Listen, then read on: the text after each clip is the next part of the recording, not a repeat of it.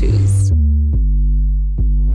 I'm going to tell you about how to use a tweezer. My favorite kind of tweezer is a slanted tip. It is slanted like you would use on your skin.